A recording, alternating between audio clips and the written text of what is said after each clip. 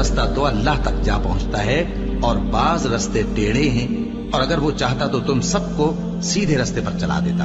وہی تو ہے جس نے آسمان سے پانی برسایا جسے تم پیتے ہو، اور اس سے درخت بھی شاداب ہوتے ہیں جن میں تم اپنے مویشیوں کو چراتے ہو۔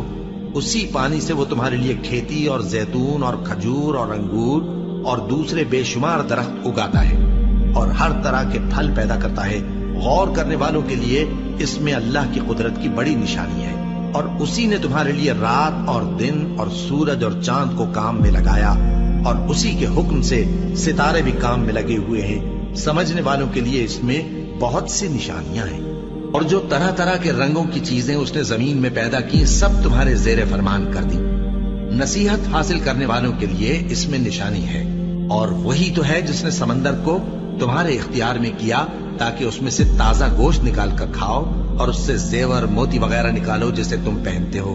اور تم دیکھتے ہو کہ کشتیاں سمندر میں پانی کو پھاڑتی چلی جاتی ہیں، اور اس لیے بھی سمندر کو تمہارے اختیار میں کیا کہ تم اللہ کا فضل معاش حاصل کرو اور تاکہ اس کا شکر کرو۔ اور اسی نے زمین پر پہاڑ بنا کر رکھ دیے کہ تم کو لے کر کہیں ڈولنے نہ لگے، اور ندیاں اور رستے بنا دیے تاکہ ایک مقام سے دوسرے مقام تک آسانی سے جا سکو، اور رستوں میں نشانات بنا دیے۔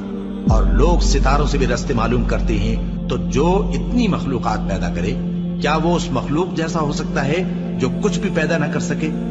تو پھر تم غور کیوں نہیں کرتے؟ اور اگر تم اللہ کی نعمتوں کو شمار کرنا چاہو تو گن نہ سکو۔ بے شک اللہ بخشنے والا ہے، مہربان ہے۔